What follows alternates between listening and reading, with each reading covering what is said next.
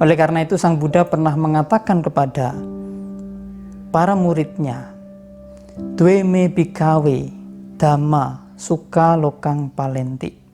Katame dwe hirica otapanca."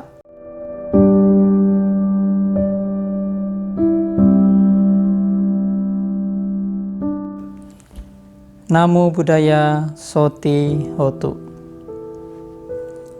Bapak, Ibu, dan Saudara, dalam kehidupan ini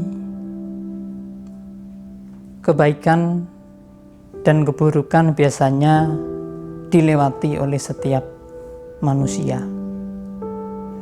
Oleh karena itu, kita pun pernah melewati yang namanya kebaikan dan keburukan.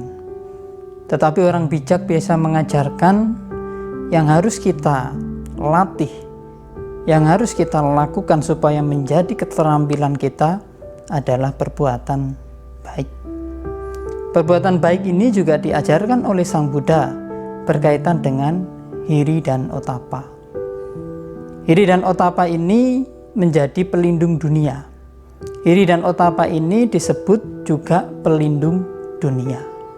Oleh karena itu Sang Buddha pernah mengatakan kepada para muridnya, "Dwe me bhikkhave dhamma sukha lokang palenti. Katame dwe hirica otapanca." Para biku, dua hal ini baik secara moral sebagai pelindung dunia. Apakah yang dua itu? Malu, berbuat jahat, dan takut akan akibatnya. Secara umum, hiri dan otapa didefinisikan sebagai rasa malu dan takut. Malu terhadap apa? Malu terhadap perilaku yang tidak baik. Malu karena perilakunya nanti akan mencemari dirinya dan juga akan mencemari orang-orang terdekatnya. Apalagi sebagai orang yang terdidik, salah satu orang besar di Indonesia mengatakan, sebagai manusia yang terpelajar hendaknya berpikir baik, sehingga sehingga menghasilkan ucapan dan perilaku yang baik. Nah, itu adalah ciri-ciri orang terpelajar.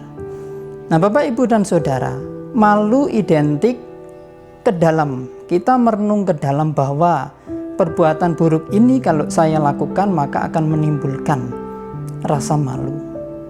Dan takut ini lebih keluar.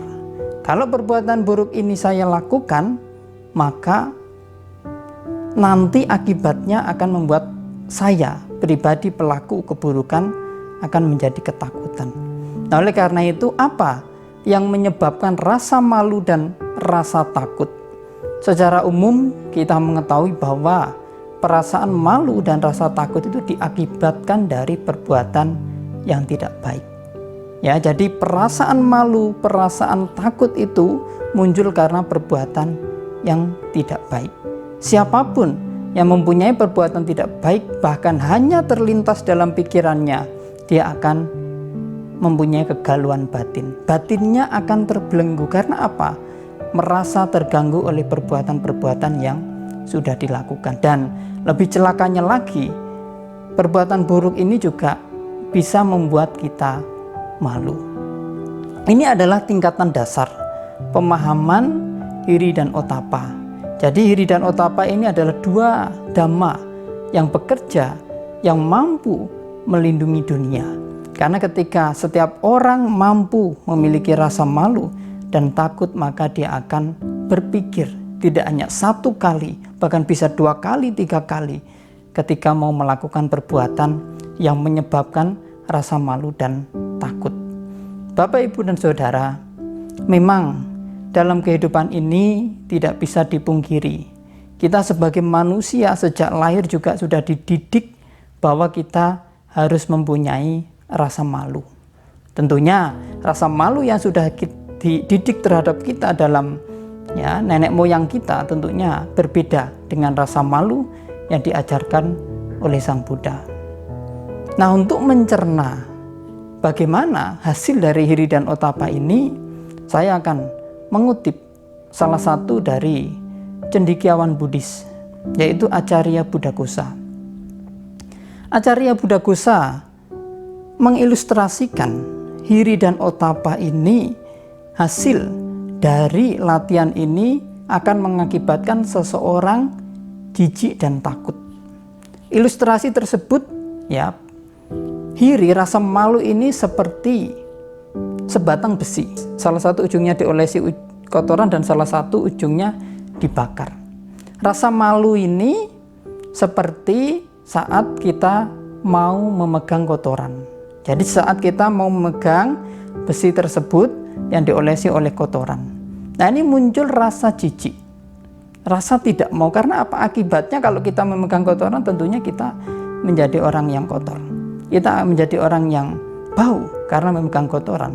Dan takut ini seperti kita hendak memegang ujung besi yang satu, di mana ujung besi yang satu ini dipanaskan hingga membara, sehingga apa? Kita menjadi takut. Akibat ketika kita memegang ujung besi itu yang membara, maka kita akan kesakitan, maka kita akan menderita. Ya, jadi ini adalah hasil dari latihan hiri dan otapa. Ketika kita latihan hiri dan otapa, maka kita tidak akan mau sesekali untuk melakukan perbuatan buruk. Artinya apa? Kita jijik dengan perbuatan buruk tersebut. Kita tahu bahwa perbuatan buruk itu, akibat dari perbuatan buruk itu menimbulkan kesengsaraan untuk kita. Nah, oleh karena itu Bapak Ibu dan Saudara, memang secara umum hiri dan otapa mempunyai arti rasa malu dan takut akibat dari perbuatan jahat itu. Tetapi bagi kita yang memang harus melatih, memang harus dilatih. Jadi jangan begitu saja ketika kita membaca, ketika kita mempelajari hiri dan otapa ini, lantas kita tidak melatihnya. Kita akan menjadi terampil untuk menghindari perbuatan buruk itu ketika kita mau. Kemauan itulah yang membawa kita mau mempraktikkan hiri dan otapa ini. Sang Buddha juga mengatakan, dengan kita mempraktikkan dhamma, mempraktikkan hiri dan otapa, berarti kita sama saja melindungi diri kita. Siapapun yang akan melindungi orang lain, dia juga akan melindungi diri sendiri. Nah, Bapak Ibu dan Saudara, hendaknya dua dhamma ini sebagai pelindung dunia, hiri dan otapa ini kita praktekkan. Sehingga apa? Kita merasa takut untuk melakukan sebab. Sebab apa? Sebab yang menyebabkan munculnya rasa malu dan takut itu. Ya, jadi Bapak Ibu dan Saudara, inilah pesan yang bisa saya sampaikan. Semoga dalam kehidupan ini kita senantiasa mempunyai rasa malu dan takut akan akibat dari perbuatan jahat itu. Karena perbuatan jahat ini cenderung membuat seseorang menderita. Karena perbuatan jahat ini cenderung membuat batin kita tersiksa, batin kita menjadi tidak terbebas. Seperti halnya dikatakan oleh Sang Buddha, semua rasa dhamma termasuk praktek hiri dan otapa ini adalah untuk mencapainya rasa kebebasan. Jadi kalau Bapak Ibu sekalian mampu mempraktikkan hiri dan otapa ini dan sehingga menjadi kebiasaan, sehingga praktek itu sudah tidak disengaja, sudah menjadi kebiasaan, maka akan memperoleh kebebasan. Karena hanya kebaikanlah yang membawa kebebasan. Karena hanya kebaikanlah yang membawa batin kita merasa terbebas. Oleh karena itu, marilah kita senantiasa untuk mengembangkan hiri dan otapa. Malu berbuat jahat dan takut akibat perbuatan jahat itu. Sehingga dalam kehidupan ini kita menjadi orang yang mampu melindungi dunia. Kalau kita melindungi dunia dengan dua kualitas dhamma itu, maka kita juga akan terlindungi. Demikian yang dapat saya sampaikan. Semoga semua makhluk berbahagia.